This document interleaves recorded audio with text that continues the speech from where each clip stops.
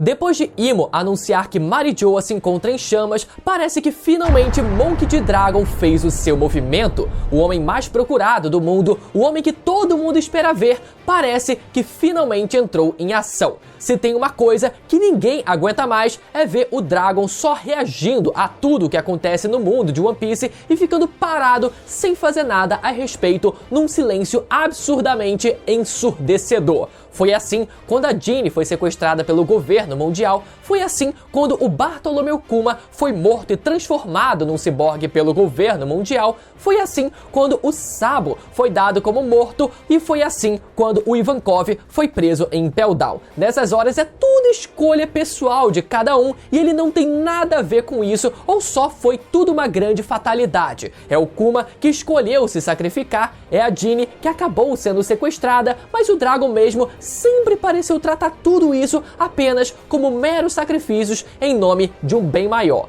Engraçado, né? Porque isso me lembra outro personagem que também não vê problema nenhum em sacrificar ou matar pessoas em nome de um bem maior. Então será que o Dragon aprendeu a agir dessa forma com o Akainu? Ou será que foi o Akainu que aprendeu a agir assim com o Dragon? Afinal, os dois eram colegas de quartel na marinha quando jovens e provavelmente fizeram parte da exata mesma turma. Mas enfim, vamos então falar sobre o ataque do Dragon a Marijoa e os próximos passos do exército revolucionário nessa grande saga final de One Piece agora, não antes de você deixar o seu like e entrar pro meu bando, porque falta muito pouco pra gente reunir 900 mil tripulantes aqui nesse canal, beleza? Então eu conto com a sua inscrição, com o sininho ativado para não perder os próximos vídeos. Vamos lá! No capítulo 1149 de One Piece, testemunhamos a Cavaleira Sagrada Gunko ter o seu corpo possuído diretamente por Imo. Segundo ela, os Cavaleiros Sagrados estavam demorando muito, a Terra Sagrada havia virado um mar de fogo e eles precisavam de mais poder de combate.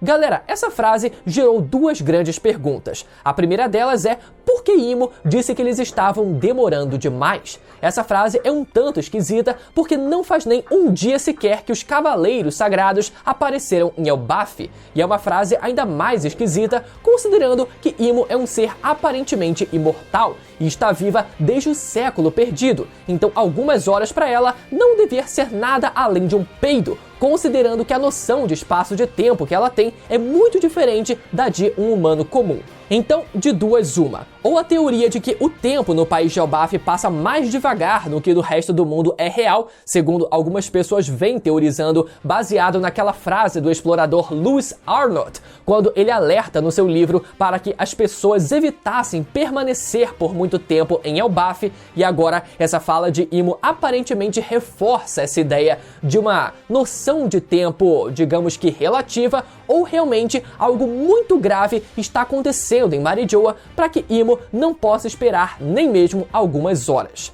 E lembrando, galera, Imo já havia convocado o fucking Shamrock de volta para tentar conter a situação em Marijoa. Ou seja, nem o próprio Shamrock e provavelmente outros cavaleiros sagrados ou marinheiros estão conseguindo lidar com o que quer que esteja acontecendo em Marijoa. Então o negócio parece ser realmente muito grave. Agora, quanto à causa de Marijoa estar em chamas, essa poderia ser uma ação direta do exército revolucionário ou até do próprio Akainu, que já estava na Terra Sagrada da última vez que o vimos e pode estar nesse momento tentando conter, seja lá o que esteja acontecendo. Mas vamos contextualizar melhor os últimos movimentos do exército revolucionário para saber se faz realmente sentido serem eles ou não. Vamos lá! Já faz um bom tempo que a gente vem acompanhando o exército revolucionário, mesmo que eles não estejam agindo de forma ativa em cada arco, mas ainda assim eles vêm aparecendo com uma certa frequência. E já faz um bom tempo que os revolucionários estão parados no reino Kamabaka.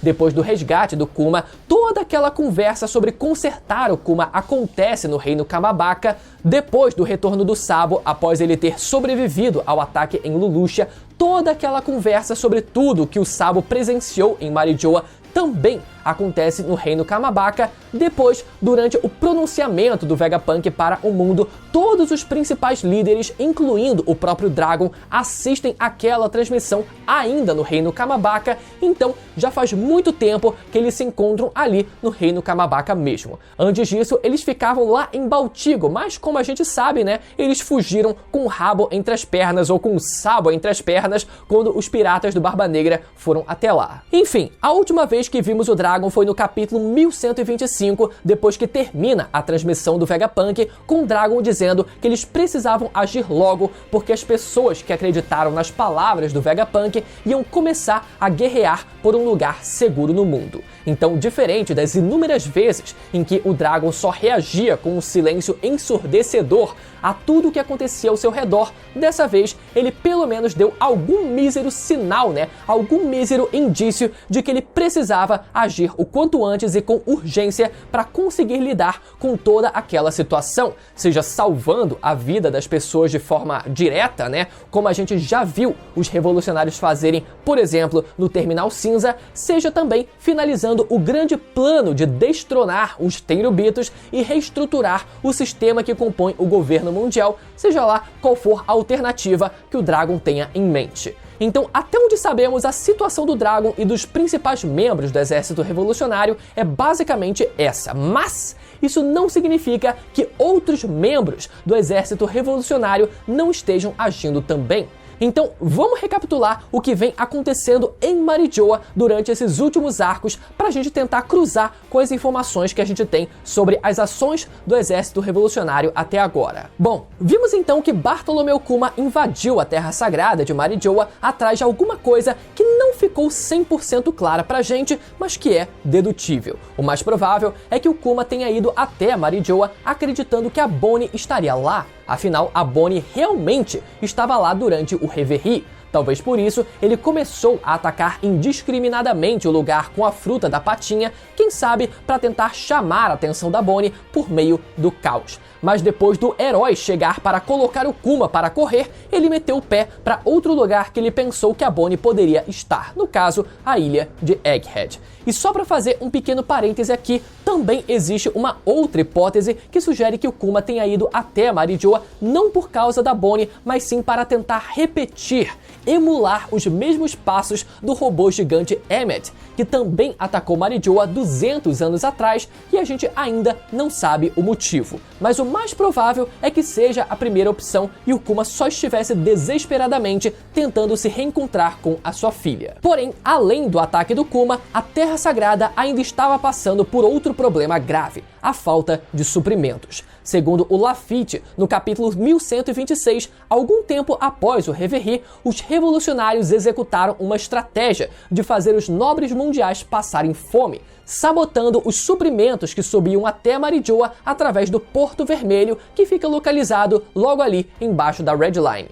Então Marijoa já vinha passando por toda essa situação de falta de suprimentos desde o final do Reverie. Mas vamos ser sinceros que é muito difícil imaginar Marijoa pegando fogo só por causa disso, eu acho. Tudo bem, os Tenryubitos são um bando de mimados e reclamam por qualquer coisa que seja, então eles certamente estão muito putos porque não podem, não estão conseguindo comer lagosta e picanha todo dia no almoço. Então talvez a gente até possa dizer que, de forma metafórica, Marijoa se encontra um caos, ou seja, se encontra em chamas por causa de todo esse caos. Mas eu, sinceramente, acredito que algo a mais esteja acontecendo. Se fosse apenas a falta de suprimentos, bastaria mandar um Shamrock da vida para impedir que continuassem sabotando o transporte de comida no Porto Vermelho até Marijoa. Afinal, todos os comandantes do Exército Revolucionário ainda estavam lá no Reino Kamabaka, então não seria uma tarefa difícil, já que provavelmente se trata de randoms do Exército Revolucionário sabotando o transporte de suprimentos. Então, se a gente for considerar uma interpretação mais literal da fala de Imo sobre a Terra Sagrada estar um mar de fogo, isso pode sim sugerir que os principais membros do Exército Revolucionário tenham começado a agir. De novo, o Dragon afirmou que eles precisavam agir o quanto antes para resolver a situação, Temos também a teoria de que o tempo em Elbaf se passa mais devagar do que no resto do mundo, então isso daria tempo para que os revolucionários se mobilizassem e fossem até Marijoa, e temos dois personagens que poderiam perfeitamente causar um mar de chamas em Marijoa. O primeiro e o mais óbvio deles seria o Sabo, que possui literalmente a fruta do fogo e poderia muito bem colocar a Terra Sagrada em chamas sem problema nenhum. Temos também o Dragon, que mostrou possuir a capacidade de controlar o clima, então através de uma tempestade de raios, ou provavelmente só soltando fogo da boca igual o Kaido, ele também poderia colocar a Terra Sagrada em chamas. E do outro lado, temos também o próprio Akainu, no caso defendendo a Terra Sagrada, mas colocando fogo nessa mesma Terra Sagrada no processo. Afinal, a sua fruta do magma também corre o risco de causar incêndios, e a última vez que vimos o Akainu foi justamente na Terra Sagrada de Marijoa, então ele pode muito bem ainda estar lá. E aqui só um parêntese, o Akainu ele pode até parecer um maluco que tacaria fogo em tudo se precisasse proteger Marijoa, mas pouca gente se lembra que ele se mostrou alguém extremamente cauteloso na Guerra de Marineford. Em mais de um momento, ele reclama do fato do Barba Branca estar destruindo tudo com a sua fruta do terremoto. Então, mesmo que o Akainu também possa estar contribuindo para esse mar de fogo que está tomando conta de Marijoa, ele não é maluco de sair derretendo e incendiando tudo indiscriminadamente. Mas enfim, o ponto é que existe mais de um personagem nessa história que poderia facilmente colocar fogo em Marijoa com os seus poderes: Dragon, Sabo e Akainu, como parece estar de fato acontecendo. E eu acho que a gente certamente vai ver o encontro e o confronto entre esses personagens pelo seguinte motivo: Dragon e Akainu foram colegas e rivais no passado. Uma coisa que descobrimos no arco de Egghead, e até de forma muito casual e anticlimática, foi a revelação de que o Dragon realmente chegou a fazer parte da Marinha. Eu sempre achei que o Dragon combinava muito mais como um agente secreto do governo e que ele pudesse ter feito parte de alguma Cyberpol, por exemplo. O Dragon sempre foi esse cara muito misterioso e pouca gente sabia sobre o seu passado. Por isso, eu sempre vi o cargo de agente do governo muito mais a cara do Dragon do que o cargo de marinheiro. Mas tudo bem, Dragon foi um marinheiro. Muita gente inclusive delira achando que o Dragon chegou a possuir a patente de almirante no passado, mas é muito raro um marinheiro conseguir essa patente com uma idade tão nova assim, galera. Isso é simplesmente loucura. Ainda mais quando a gente leva em consideração que o Dragon deixou a marinha para fundar o Exército da Libertação, que depois passou a ser o Exército Revolucionário antes mesmo do incidente de Ohara. Então o Dragon tinha no máximo uns 30 anos de idade, galera, no máximo, quando ele deixou a marinha. Então é provável que ele tenha chegado até a patente de vice-almirante, o que hoje, né, não significa bosta nenhuma. Então talvez o Oda dê uma hypada no homem, dizendo que ele já era um candidato à próxima vaga de almirante ou algo do tipo, galera. Isso eu acharia maneiro, até porque eu vejo o Dragon tendo, sem dúvida nenhuma, né, o nível de um almirante hoje em dia. Mas enfim, Dragon foi um marinheiro no passado e isso a gente já sabe. Agora, um detalhe que muita gente não sabe é que o Dragon e o Akainu possuem a exata mesma idade.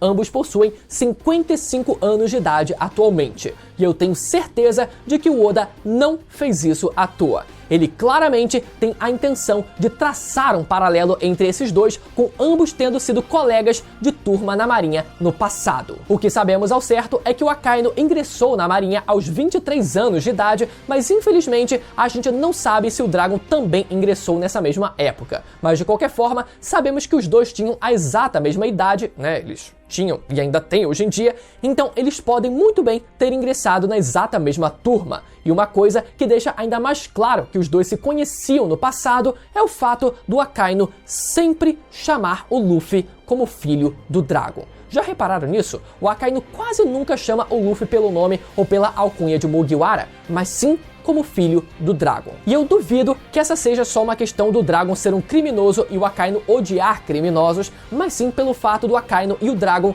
terem sido colegas de farda no passado, e por isso o referencial do Akainu quando ele vê o Luffy é sempre o Dragon. Então, resumindo, Akainu e Dragon possuem a exata mesma idade, serviram na marinha, talvez como colegas de turma, não sabemos se eles chegaram a ser amigos ou se eles já não se bicavam desde aquela época, mas o fato é que ambos possuem uma característica muito forte em comum.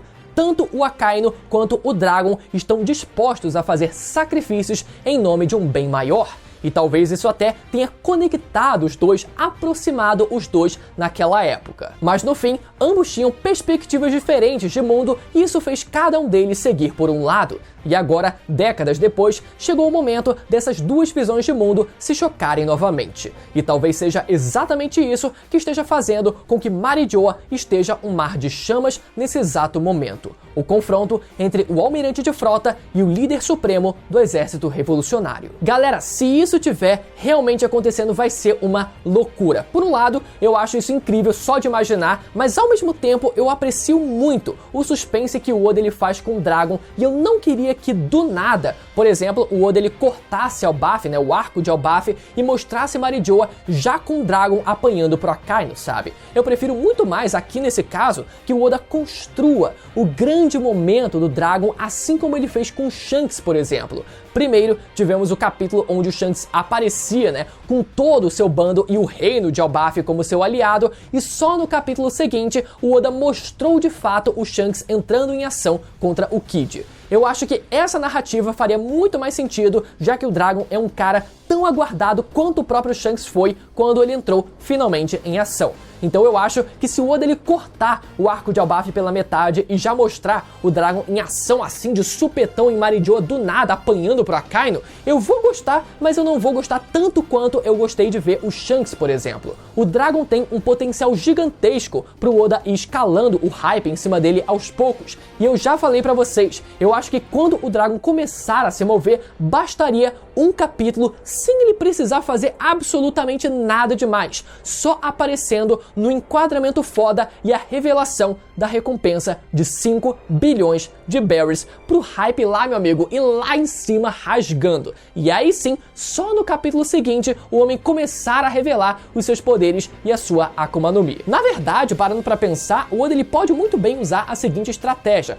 corta Elbaf para mostrar o Dragon aparecendo de supetão em Marijoa ali do nada, inicia um flashback para mostrar como tudo foi se desenrolando até ele chegar em Marijoa, aí volta para o presente com a revelação da recompensa de 5 bilhões e depois revela a Akuma no Mi dele. Pra mim, eu acho que assim tudo se encaixa e também fica perfeito. Mas enfim, ficou até o final e gostou do vídeo? Então deixa as teorias de vocês aqui embaixo, porque o seu comentário é muito importante para o engajamento do vídeo. Lembra mais uma vez de deixar o seu like e conferir a sua inscrição no canal para não perder os próximos vídeos. E agora você pode conferir os últimos vídeos de One Piece que saíram aqui no canal, clicando nos que vão aparecer agora na tela, que talvez você tenha perdido, beleza? Até a próxima, tchau!